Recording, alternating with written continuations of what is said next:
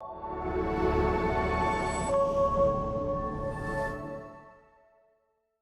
person is one of my favorite human people on this planet. Please put your hands together for the hilarious Alison Lujan.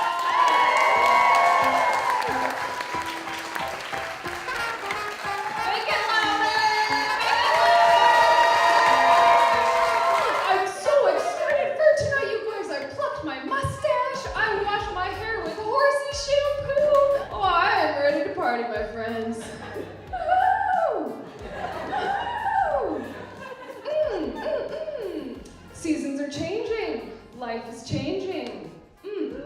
I am apparently in the season of my life where my targeted ads have decided that it's time for me to start buying organic underwear. Yeah, is anyone else getting organic underwear ads? Okay, my millennial gals. I did not know that regular underwear was so dangerous. It's poisonous, full of barbed wire. Welcome back to the podcast, Creative X Community. This is where we explore the intersection of creativity and community. And I'm really excited for today's guest, who is Alison Lujan, an established, wonderful tattoo artist who also happens to dabble professionally in stand-up comedy. And I have to say, to me, this episode is really exciting because I do really think you embody this idea of creativity so well and just kind of exploring outside the box creative endeavors. And when I was looking at your Instagram, I could not stop laughing this morning because it really also brings together both tattoo art and comedy. So maybe just to start with, you can tell me a little bit about yourself and just what it is that you do in your day-to-day creative endeavors. Yeah, I can do that. Thanks for having me, Chris. I think you summed it up pretty well. I divide my daytime hours between tattooing and my nighttime hours are devoted to stand-up comedy.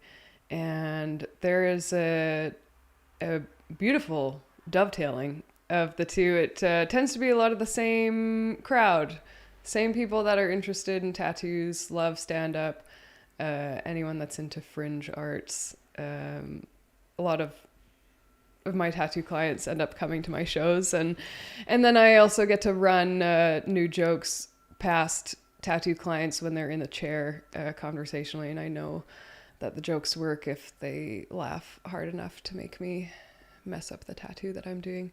I suppose if you are in a chair having a needle poked through your skin and you're laughing, like that could be a sign that it's funny, or you're having a great day. That's what's going on.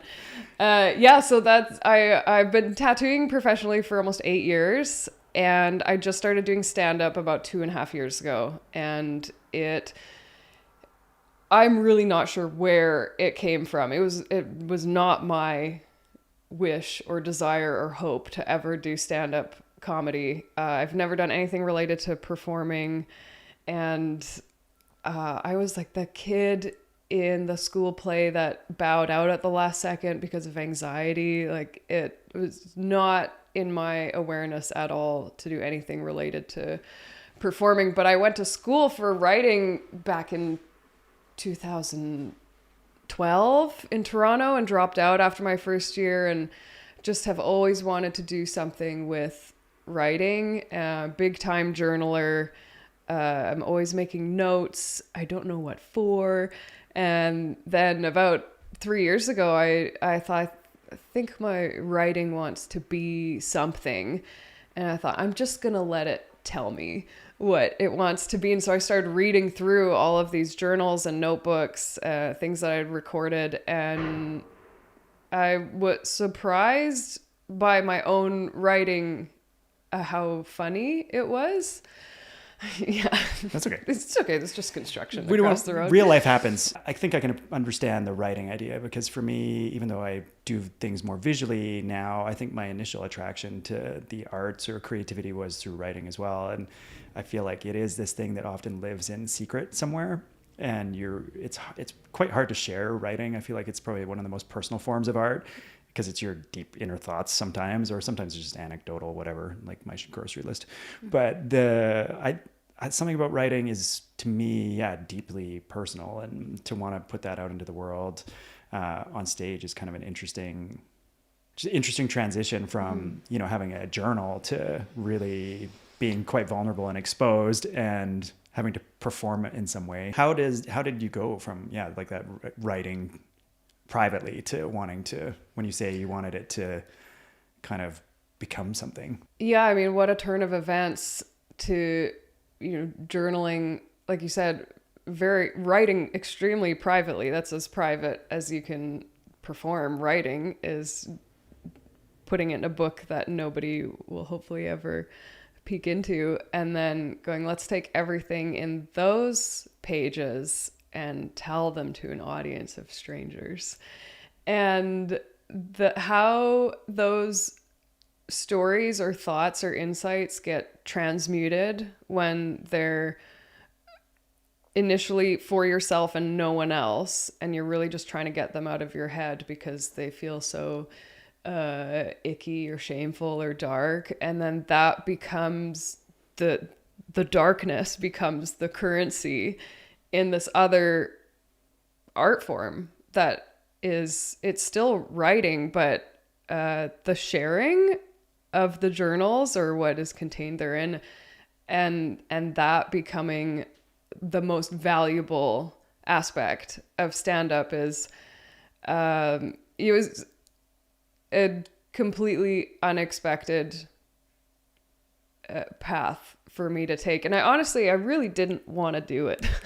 When I reread my writing and I found it funny, and in my head had the thought, oh, this almost reads like stand-up. And then the idea wouldn't go away. And I really tried to talk myself out of it for almost 6 months.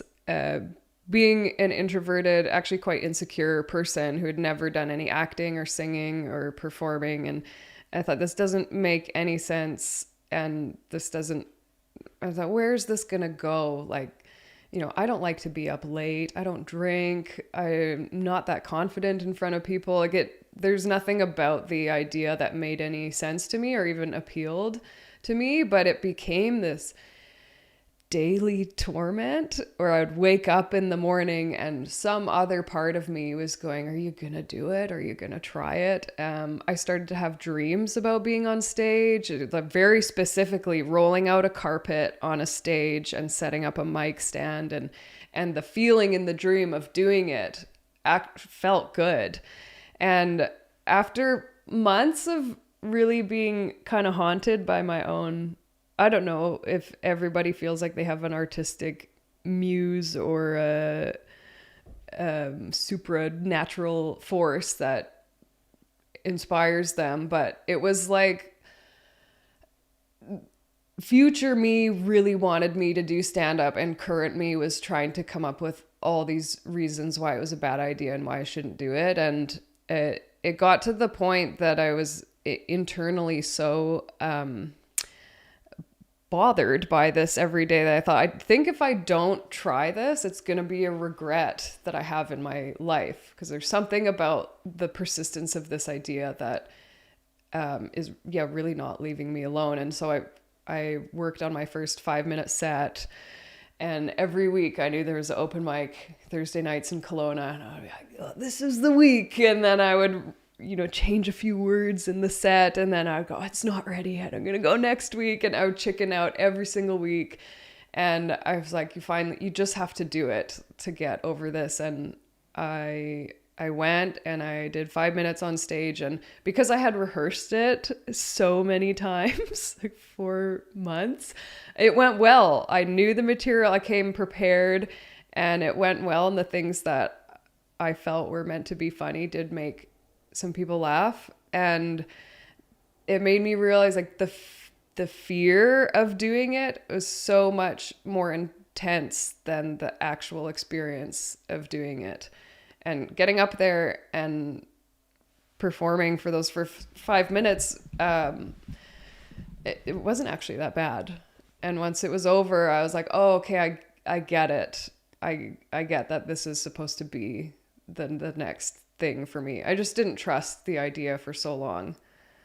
Well, it's very brave. First of all, I think that, I mean, not everybody's like a thrill-seeking adrenaline junkie, but it's kind of like bungee jumping.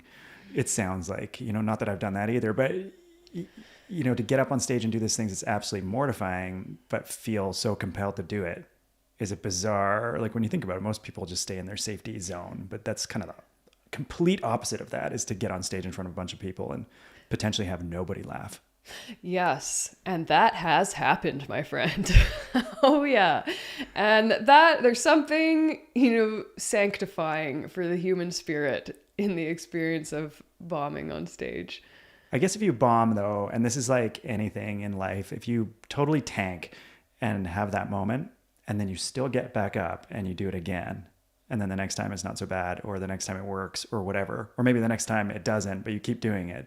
There's something about that maybe the sort of like true calling comes through, because if it was just like you tank and you quit, then you kind of know that, well, that was it, right? But if you still feel compelled to get back up and try it again, for whatever reason, that feeling, that bold move of like getting up there was enough to be like, no, I have to do this again, even though like in a moment where that does happen, how do you get back up on stage? And well, first you have to deal with a couple of weeks of flashbacks in the middle of the night or while driving. And then when you realize that experience didn't kill you, and that the people that you love and that are important to you, they still love you back, and that anybody in the audience, after a couple days, they don't even remember. It's that psychological spotlight effect where you are literally for a time in the spotlight, but after the show's over and people go home, there's nobody a week later going, I'm really disappointed that redheaded lady didn't do better. No one cares. No one cares except for you, and you're fine, and you're not the center of the universe. And it's such a good reminder to bomb on stage. Is such a healthy human experience. And you just have to get the first one out of the way, and then you got to do it a few more times to really fortify yourself against the intensity of humiliation, which feels like a death, like to walk towards what feels like a social death, and to come out on the other side of it. And, the comedians in the back are kind of laughing at you, and they'll still give you a high five after. Just keep going up there. When you know how painful it is to bomb, it really makes you want to get better. You can survive it, and at the same time you go, I would really like for that to not happen anymore. I would imagine that everybody backstage, even when I saw your show the other night, there was a real sense of support from the other acts, like the other performers. Just the way they show up for you and for everybody else that's performing, just you could feel that energy. And even if something wasn't maybe super funny, you could like hear the headliner just cheering or laughing really loud, just to like almost in support of who was on stage. And how important is it to have that sort of camaraderie and that support from your fellow comedians, because typically you're not the only one on stage in these environments, right? You're there as a group for the evening or whatever. I was quite surprised at the support of the comedy community. When I came in, I was very nervous that it would be cliquey and judgmental and cutthroat. And I listened to a lot of comedy podcasts where they talk about how backstabby the scene is in LA or New York, and maybe it's just Canada. We're just so enduringly supportive of one another, even when what we're making or creating is kind of and we're like, you're doing it. You're just doing it, and that's great.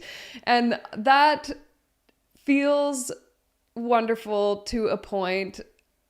At the same time, wanting to improve and wanting to really refine my skills, that goal requires feedback and discerning people watching you and maybe giving you some direct, honest,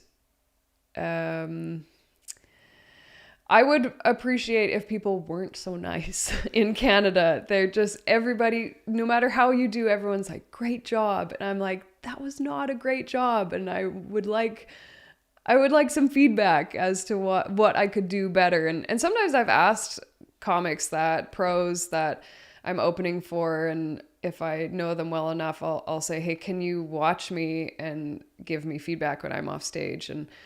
And that's you need to be able to watch yourself on tape. You need to be able to hear feedback from people if you want to get better. It can't be all high fives and good jobs if you actually want to improve. And so it's wonderful when you're starting out and you need the support just to come back a second time. You need to feel welcomed and encouraged. And then after a certain point, when you really want to start distilling your skills, you need to take some feedback from people that are better than you, and watch yourself on tape and be quite critical of what you're doing or not doing enough of.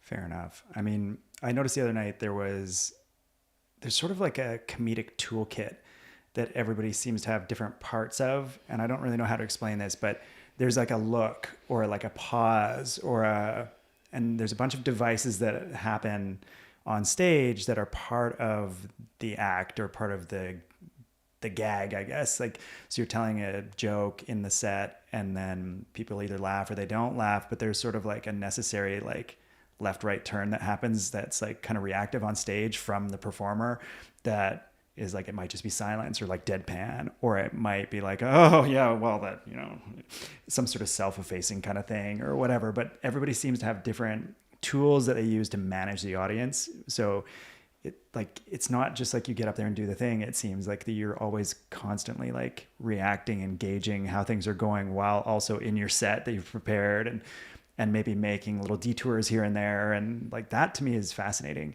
And just watching how everybody deals with that differently.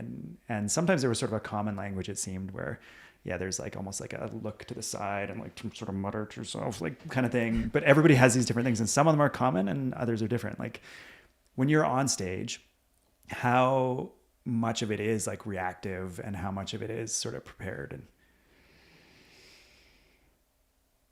oh, there's so much in this question. That's a very observant of you to pick up on the toolkit, so to speak. There's some people that do strictly crowd work where they get up there with no preparation and they're purely on a stream of consciousness mission. And when I first started out, I had my entire set written out word for word, and the sections where the laughs were meant to happen were highlighted, and if the highlighted sections were too far apart in the writing, I had to put something punchy in between, and you measure the laughs per second. And I broke it down to such a science in the beginning because I wanted to control for error. And you're so nervous when you get up there that you're almost in this fugue state of you're just blinded by the light, literally, and you go, just rehearse the material, just say the words, say what we've been saying in the mirror for the last week, and just hope that nobody throws you off by dropping a fork or interrupting. And then as you get more comfortable, you can trust yourself to do a lot more improv and crowd work, or make adjustments on the spot, or throw in a line that just came to you off the top of your head. And that doesn't happen so much in the beginning when you're just too nervous to generate new thoughts in the moment. But once you get more relaxed on stage, you can find a lot more freedom, and new things will come to you in the moment that previously you just didn't have access to. Well, I guess where I was going with that, and I'm just spitballing at the moment because it was just something that came to mind when I was thinking about this earlier. But I guess when I think about it now, it's the idea of a toolkit. I guess what I'm saying is that there is a lot more craft to stand-up comedy and being funny than it might seem. Like, I think it seems like you go to a comedy show and that person's just funny. Like, they're just naturally funny. But the reality is there's a skill there, just like anything. And the way you just described that reminds me of cooking. Like that's something been a lifelong pursuit for me creatively that I don't do professionally, but I love cooking, and I'm always trying to do it better and always trying to like improve my skills. But now I've sort of reached my goal point where I was like, I can go to the grocery store, pick out something on sale and know what to do with it without having to look in a book. That was where I wanted to get to. But it took years and years of like practice and getting to a point where I could freestyle cook without having to like follow a linear path. And the way you described getting up on stage sounds like that. The better you get at it, the more able you are just to like go off on a tangent and have it make sense and still be funny and come back to the original planned story. And I felt like you were doing that on stage. I mean, I'm coming into this, like you're a couple of years into this journey now, so you're not a rookie anymore, but it was so good and so funny. And I think as an audience person, I don't really love comedy like shows, to be honest. Like, I don't know what it is, because usually I end up having to sit in the front row, and then within like the first 5 minutes, the person on stage usually makes a bald joke at me. And I'm like, cool, I don't actually care. Like I'm aware, but I'm like, seriously? That's like low hanging fruit. There's gotta be something funnier about me than that. But, you know, and so there's something about comedy shows that puts me in the audience on edge. And I'm always like, oh, I don't know if I'm going to like this. And then I go, and if it's good, what happens is there's sort of a surrender at some point where now I'm just laughing and I can't stop laughing. And that's such a good feeling to just be like, just have let go completely and now be enjoying it. And then if somebody made a bald joke, I'd be totally okay with it. I hear that a lot from people, actually, that they're uncomfortable going to comedy shows, or they've been traumatized by crowd work, or the front row is so scary. And very valid points. It makes me think the comedian's not really doing their job if people in the audience feel tense or unsafe to relax and laugh, because everyone's looking at you on stage to go like, please make this easy for us to relax and laugh. And it's your job to be like, I have you, my sweet children. I'm going to take you on this ride, and you don't have to worry about, because as soon as the performer's not doing well, the audience is going like, I hope they get it back on track so that I can relax. And the audience is rooting for you to take charge, to be relaxed, to be prepared, to take them on a ride. They paid to go on a ride. And if they're watching you work things out up there, or look at your notebook, or stumble or be nervous, they're trapped on the ride. And I've watched so many new people, of course, being a new person myself, going on stage and stumbling and feeling people get tense. And then I really try to go to a lot of professional shows as much as I can.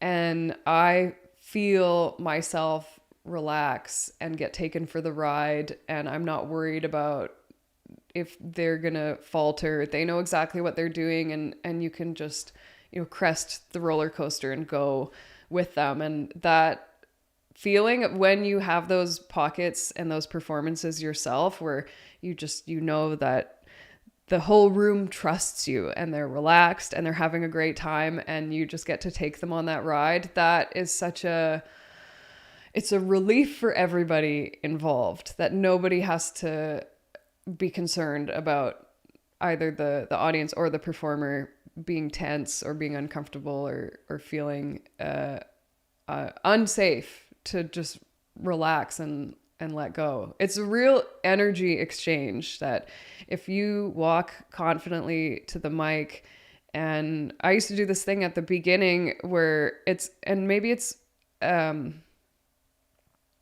think this is more of a female impulse to go high with our voice. Hi, how's everybody doing? And it's like it's a please like me octave. And people do not respond to that. If you come on stage and you're just in your normal register and you go, hey, and then wait a second. And as soon as you convey that you're relaxed and comfortable, everybody else mirrors your energy. If you're uncomfortable, the audience there's no way they're going to be relaxed. So just taking charge of the energy level from the first second that you walk on stage and grab the mic, and like don't walk too fast. Like, don't be in a rush. They'll wait. They're seated. There's so much in that walking onto the stage and grabbing the mic and introducing yourself or addressing the crowd that tells everybody right away how the next couple minutes are going to unfold. Wow, super well done. Because as somebody that goes into that situation anxious, I felt that very quickly in that show from the beginning with everybody. It was a really well put together group of people, and just from different perspectives. And I think, that energy exchange with the audience is something, it's probably more so in stand-up comedy than in pretty much any other performative art. Like music, yes, you want a reaction from the crowd in some way, but it's a little bit different. Like they're not hanging on your every word, literally just waiting for you to say something to make them relax and laugh and enjoy themselves. There are no instruments as a buffer that you can hide behind. No. And even how you're saying just walking on stage is so important. It's like you're walking on stage, how you walk on stage, like you have to break that down into some kind of skill as well. Like that's a whole nother thing, right? Like it's fascinating.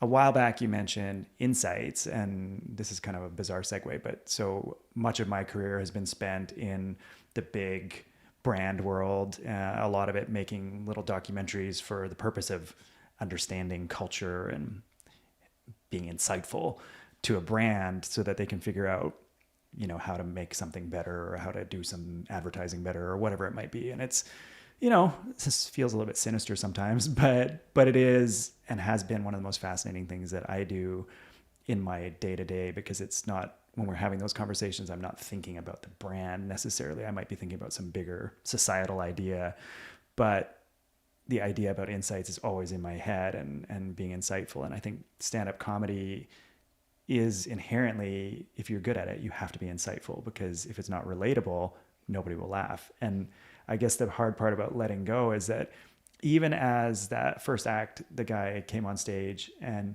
he started to say some things that are mildly cringeworthy in today's society. And I'm sitting there going oh, I don't know if I should laugh at this. It's a little sexist or a little, uncomfortable. And I don't know how, I'm here with my partner. She might give me the side eye about laughing about, some, something that happens to women or whatever. And that's sort of in some ways why it's freeing, because at some point you're like, it's actually funny and I can't help it.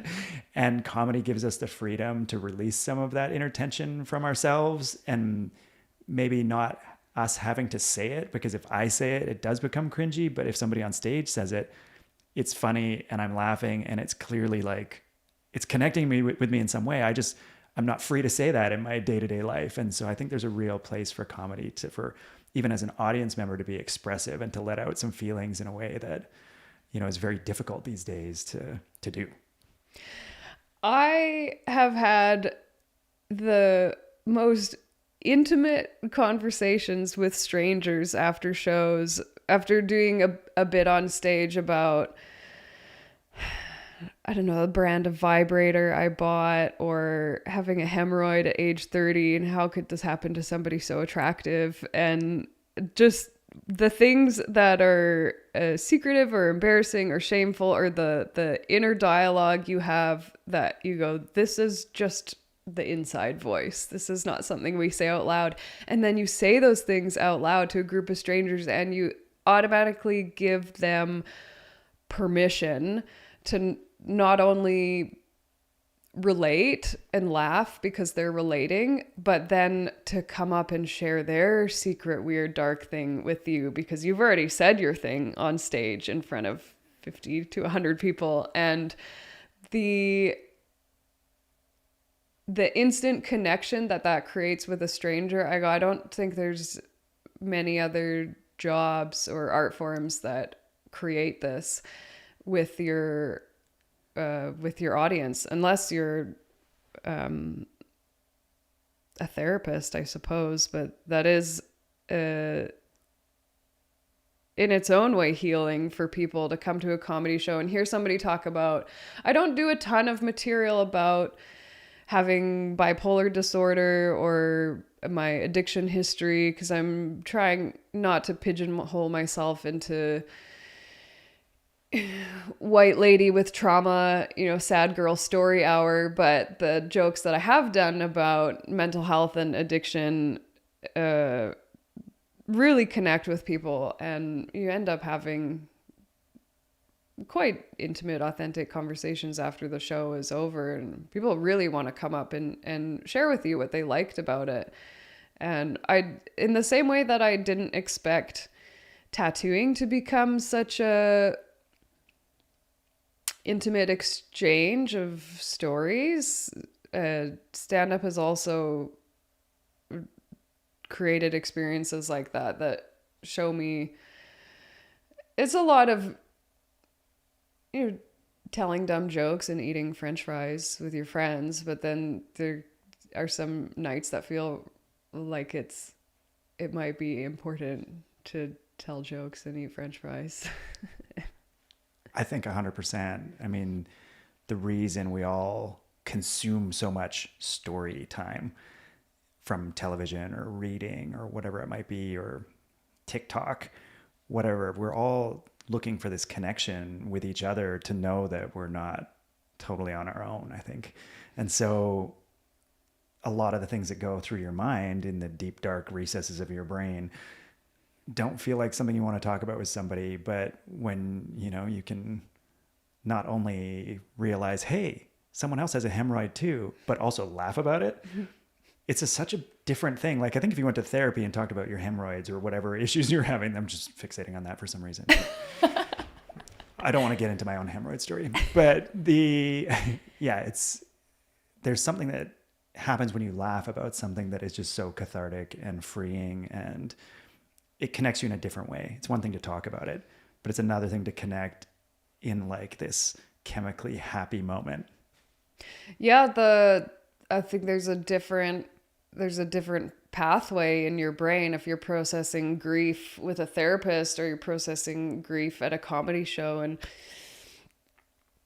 our recent headliner, comedian Adam Christie, who I love, he came and did my show last month, and he talks about his mom passing away and doing MAID, and he has this incredible bit talking about his mom's death. And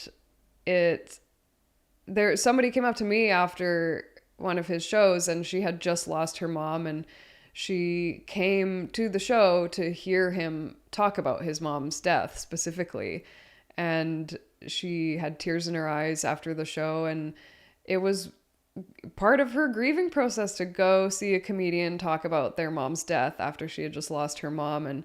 And what a way to help yourself, to heal yourself, to feel like that is how you like that you want to find a way to laugh at something you're going through that's so hard, and you go, I think I'm going to go to a comedy show and release a little bit of this tension or alleviate some of the heaviness.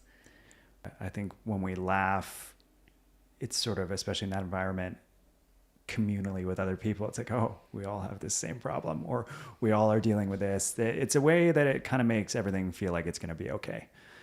Yeah, if you're all laughing together about your existential anxiety about AI, or that dating apps are just an emotional wasteland, like if you know that you're not alone in those feelings, you can go home feeling somewhat comforted at night. Yeah, it's lighter. I mean, so, we're talking about stories and connecting with other humans. And I guess in that sense, if you want to take your storyteller self into a different realm, I mean, tattooing is really the ultimate form of storytelling. It's like somebody is choosing to put something on their body for life that says something about themselves. Everybody, I think you alluded to in your show the other night, is looking for this meaning in the artwork they're putting on. And sometimes that in itself can be quite hilarious, but also can be quite, meaningful and serious. And Yeah, I mean, we of course have tropes within tattooing. That's a certain kind of person at a certain life phase. You know, they're reading The Alchemist. They want to get an infinity symbol on their wrist,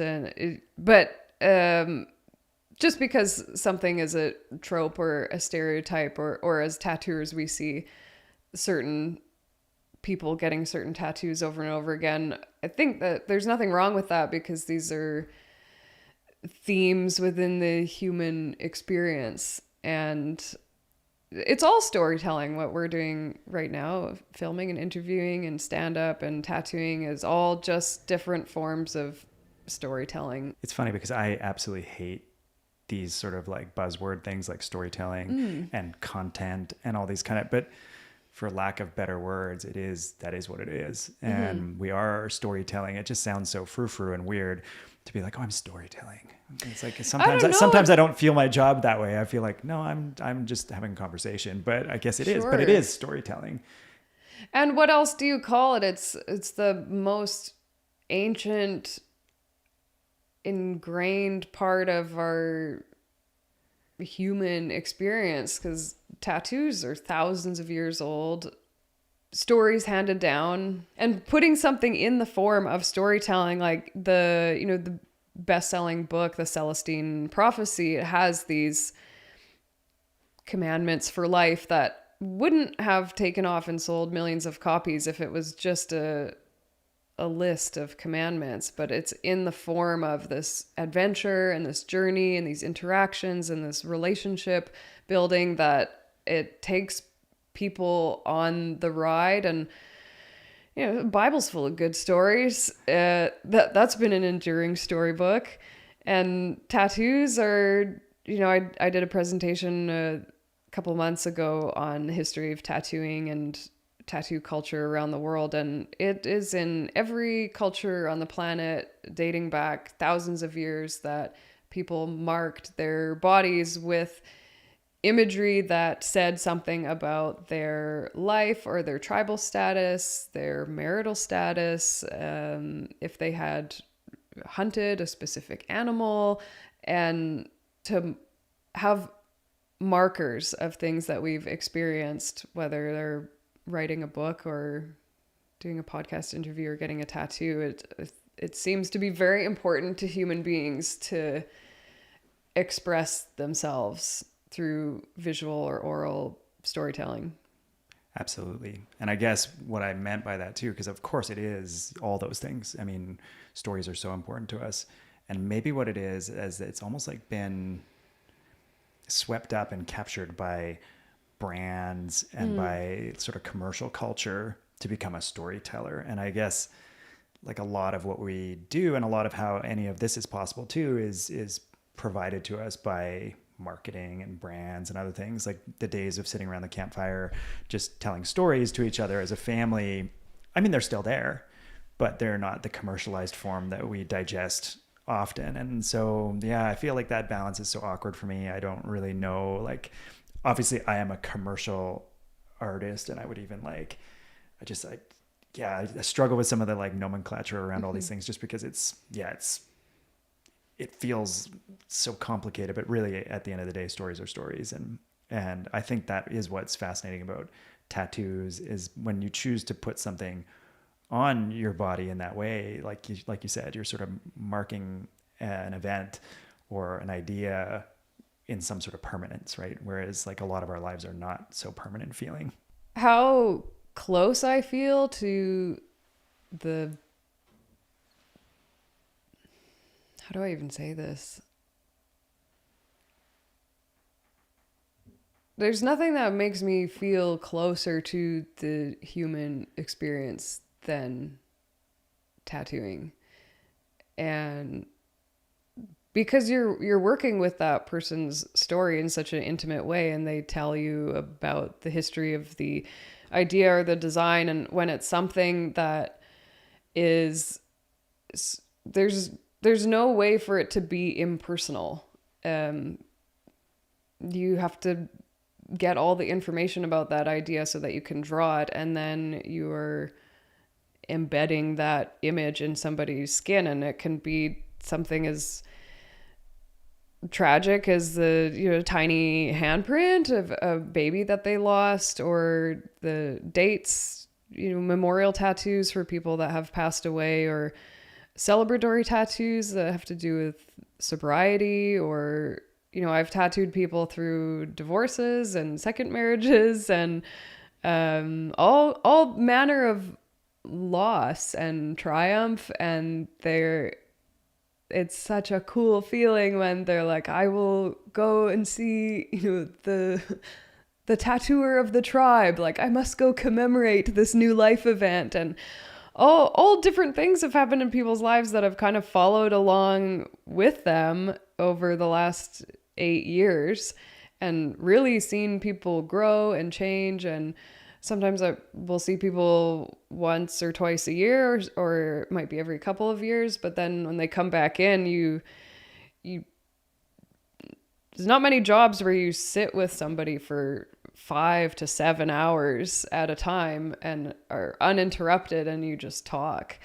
You really, really get to know people in such a intimate way, and you're a part of their whole patchwork of stories that they trust you to mark for them. These are like life markers, and some people are very, very dedicated to the culture of marking those life events with tattoos. There's some very serious collectors that wait on waiting lists for 1 year to 2 years, and they'll fly to France or Portugal, and they want to get this piece done by this artist. And there's a lot of weight for people that, like, they kind of organize their life events with the, you know, a chronology of tattoos. They can point to things on their body and know the date and what they were going through and why they got it. And that's such a cool way to be part of somebody's personal journey through life. I think I just realized I'm scared to get a tattoo. You have no tattoos. I have 0 tattoos. And what has kept you from getting a tattoo all this time? As we're having this conversation, it's interesting because I haven't thought about this a whole lot. And I think, you know, this conversation is just flipped. Now you're interviewing me. I guess it's almost like the storytelling thing, like how I don't like how everybody now is saying like, oh, I'm a storyteller, I'm this and that. And they've sort of commercialized that, and it's sort of a bandwagon almost. And tattoos feels like even though they've been around for thousands of years, that it's kind of erupted in our culture in the last 10, 20 years. It's become like a really big thing, even though it's always been a thing, but it's just, everybody has them now. It seems like some people get tattoos just to get a tattoo, which is maybe part of it. But I think if you want to go a layer deeper than that, it's probably the reason I don't like things like that for some reason is probably like a deeper, like deep-seated fear of commitment. Okay. if you want to go there. I'm glad you went there. That was an honest moment for you, Chris. Yeah. And I think that, you know, it's hard to admit things like that because it makes me sound like a horrible person. But, not at all. But even just on a surface level, like I'm still not married, even though I've been with the same person for quite a long time. I can't seem to commit to any ideas within my work. Like I've had the same, this is like a comedy sketch somewhere, but like I have had the same running inner dialogue about what I should be doing or the things that I want to be doing or what direction I'm going to take my job even. It's probably been like 20 years in my head of like basically having the same conversation over and over and over again, and somehow not able to like make it stick or just commit to the path. It's almost more comfortable just to keep doing as it presents itself, right? As opposed to like being like, no, I'm actually gonna become a writer, or I'm just gonna really put myself out there publicly in a more difficult, vulnerable way or something. It's just easier to kind of hide behind the. You like to hover in the gray area. Yeah, it's I guess safe. Yeah. And you know, putting a tattoo on your body is like a permanent commitment. And I guess there's some part of my identity now that's been wrapped up being in the guy that has no tattoos. when now everybody you're else the has counterculture exactly. And so I guess I've never been a joiner. So You seem very resistant to being homogenous in any I way. am very much not a joiner. You cannot get me to join anything. In fact, I got a message on Instagram the other day from somebody I know that was like, you have to do this. You have to come to this thing, like an invitation. But it wasn't an invitation. It was like, you have to. And immediately I was like, no, I don't have to do anything. And I'm not coming. So I don't know what it is. And, you know, like I grew up running in a straight line, literally, like, or in a circle, I guess. And I rode my bike a lot by myself, and I was isolated a lot from a lot of things. And so there's some childhood things there for sure. But I just, I don't know what it is. I think I'm afraid of getting a tattoo. I think that's what it comes down to. We've talked about it at home. Like, we're going to get matching pastrami sandwich tattoos. Very cute. Which also is terrifying because I'm like, what if the pastrami sandwich is weird looking? And I'm going to tattoo that to my body? That's going to be weird. But I think I might just have to do it. So I don't know. Yeah, once you get your first one, then you'll be like, I'm a joiner.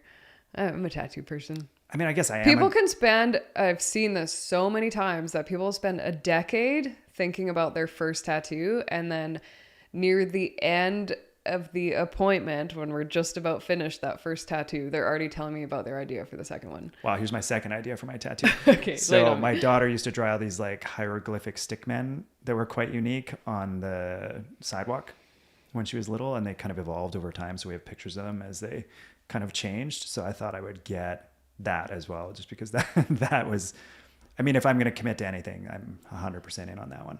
Yeah, I think you could feel committed to the idea of fatherhood long term, that you're honoring your child in some way. That's not going to go out of fashion. No, that's That's what I've told people too. I'm like, get something that has to do with nature or your love of the mountains, because you're not going to look back in 20 years and be like, oh my God, that was so embarrassing, that phase where I like loved nature.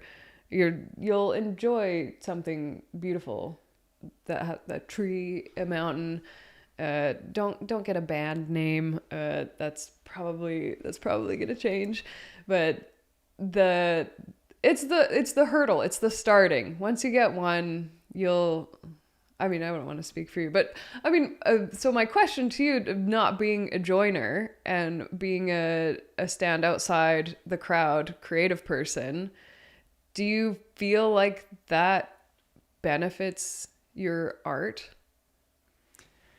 Ooh, this is a really, like, I mean, that just sort of bounced right off my forehead, but I know what you're saying. And I have thought about this recently, that often collaboration leads to better things. And I've experienced this, like, especially in the filmmaking sense, when you work together with other people, you can really make something special, often something better than you can make on your own. But for some reason, I still have trouble going there. And I just have this, like, I don't know why, but and I can be a good collaborator. I have proven that to myself in the past, but my natural instinct and desire is to see how much that I can do by myself. Are you afraid of losing your individual identity? What would be so bad about having tattoos like other people, or calling yourself a storyteller or a content creator? I have no idea. I really don't know what it is. Like, there's something, like, maybe I need to go to another comedy show to unpack this, but there's something in there that doesn't let me want to go to that place.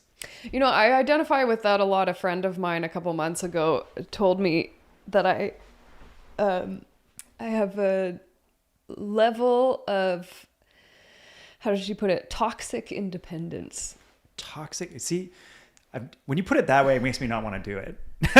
Like, sign me up. Well, get me all the things. things. I think it's part of there's a shadow side. There's a positive side to it. You being very self-motivated. I've been an entrepreneur. You know, I started my tattoo apprenticeship, and within a year I was running my own private studio, and I just wanted to make my own schedule. And, you know, I've gravitated towards artistic or career pursuits that mean that I'm in charge of everything. I'm the boss. I make the schedule. I say yes and no to what I want to say yes and no to. And same with stand-up. It's just you up there with the microphone. You have no band that has input on what set list you're going to do that night. It's just you.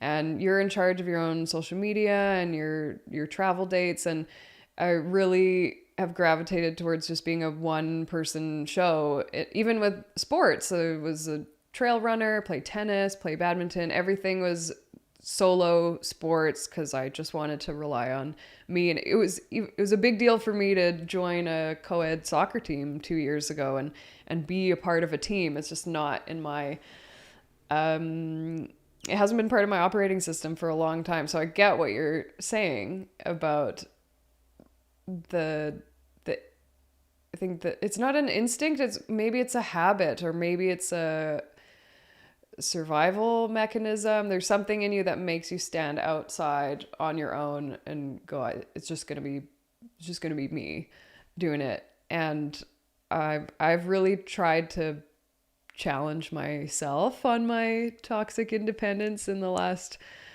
couple of years by joining a soccer team or being more collaborative with people and connecting more and being more a part of the community, and just see what that feels like to need people or to ask for help. And it definitely takes some of the pressure off when you have collaborators. I started working with another comedian, running shows together, and wow, yeah, big difference just to have a comedy partner, somebody to bounce things off of and do a bit of writing together and run shows together and help each other set up. Like, I don't know what that, maybe we're just here therapizing each other now. Why do we do this? But yeah, maybe we are like therapizing each other. Is that a word? Therapizing. Mm-hmm. We've decided that it is. Yeah. Yeah, I feel like whatever my issues are, but when you say toxic independence, it makes me want to go sort it out. Kind of, yeah, because I'm like, I've never heard that term before. Does it feel good to live this way, the way that we're living, Chris? I can't, on the one hand, I guess it is both my best quality and my worst quality all at the same time. And the one way that maybe I have evolved in this sort of capacity is family. And we don't have all day to unpack all of my issues, but I think with my current family makeup and even my relationship with my parents and sibling and things like that, I think that I am now a joiner, I guess you could say, whereas maybe I wasn't when I was younger looking to go down that path. But now that I'm in that path, like that, I'm all in on family. So in that sense, I'm a joiner, and that was almost like as much as I could give. And because of that, I've like isolated myself in other ways, and that's like all I do now. It like eats up all of my, collaborative energy, if you want to call it that. And so to do it in other ways, I don't know. This is a deeper, longer, probably whole other issue conversation to be continued. Maybe what we should say now is like, what comes for you next? So I know you are, not to change the subject, but you are about to embark on some new life journeys. What's next, and how's that all going to unfold, as much as you know at the moment? Well, we're having this conversation at such a prescient time for me because I'm in the process of moving overseas. I'm going to live in Berlin for a while. I'm leaving a 9-year relationship. I'm leaving behind my tattoo studio here and my comedy show that we just did the final show last week, and everything that I've built here over the last decade, I'm just gently folding it up and saying goodbye to it. And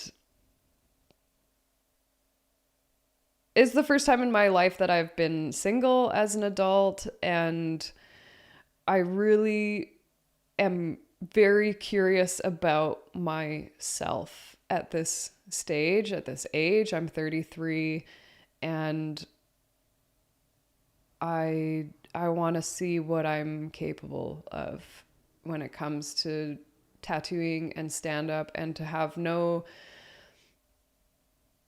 distractions which sounds like maybe a denigrating way to talk about a relationship, but to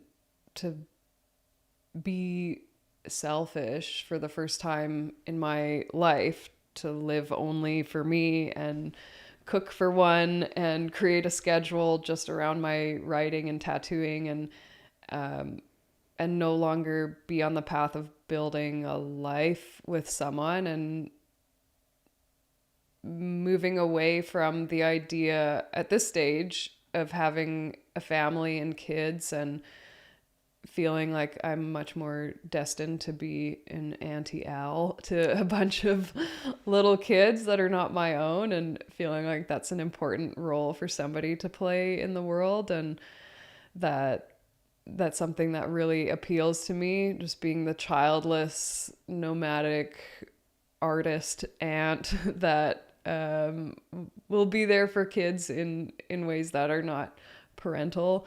And yeah, just this next phase of my life is just about curiosity and just exploration of, yeah, I just want to see what can we do? What are we here for? And what can we, oh God, it's so hard to even encompass like everything that is unfolding for me, but at its core, it's just,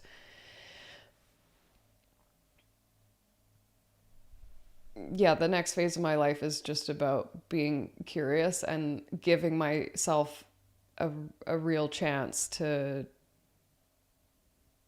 achieve some of these goals with stand-up and tattooing. Well, not to be super patronizing as like an older man. Lay it on me. I will say from experience that those moments in your life, don't come up that often. Right. So just, embrace it and run with it. Yeah, it's a big trust fall into the arms of the universe. And accepting that fear is a friend, that it's okay for your brain to be waking up in the middle of the night, trying to control for all the variables that are not yet controlled for, and just kind of letting things unfold and trusting that what's happening is good. Overall, it's good. It's happening for me, even though it feels, I don't know. I feel like not many people get the opportunity in their life to burn it all down and just start over with nothing. Like, I've sold and given away most of my belongings, clothes, jewelry, everything that felt sentimental. I was like, what would it feel like to let go of that thing that for your whole life you feel like, oh, I can't give away that, or I can't part with that. But what would it feel like to let go of that person, or the beautiful property that we own together, and your favorite rings and pendants, and just everything that you felt made up the scaffolding of your life and your personality and your you-ness, and then just become that little hermit crab without the shell on, just raw and naked and pink and confused, and just see what that feels like just rip the shell off and fling yourself across the ocean, and then just see like how, I don't know, see what you're made of. Like, how do you handle that? Are you gonna be okay even when you've like stripped away everything in your life that has made it feel comfortable and secure? Oh. The end. That's a fitting. I can fix this for the last tiny bit. Yeah, no, I'm super excited for you. I think that there is a part 2 of this conversation. Absolutely. Somewhere in the making. I don't know if it'll be a podcast, but I can't wait to catch up with you wherever you are. And I think to unpack my own issues slightly further, I will come find you in Berlin or wherever for my first tattoo. I think it'd be great if you would do that, and we'll figure that one out. But I'm here for you if you want to get matching pastrami sandwiches. You know what? And it might even be, I'd be more inclined to do it in Berlin than here for some weird reason. It just turns it into a destination tattoo experience, but that's a whole different personality problem. For anyone that wants to follow along on your journey, kind of as you go out into the big, broader world, where do we find you online? Yeah, I'm most active on Instagram. It's just my name, Alison Grace Lujan. And that's where I post most of my designs and other videos and comedy shows. And I'll get on TikTok. I'll do it. I'll do it. But for now, Instagram, Alison Grace Lujan. Keep me posted. You got to get my kids to tell me how to work it first, but yeah. Cool. Well, thank you so much. I wish you all the best in the next chapter. Thank you. Yeah, I can't wait till we have another chat and we'll unpack our toxic independence a little more. Well, let's work on that. Yeah, I'll let you know how it goes. Thanks, Chris. Cheers.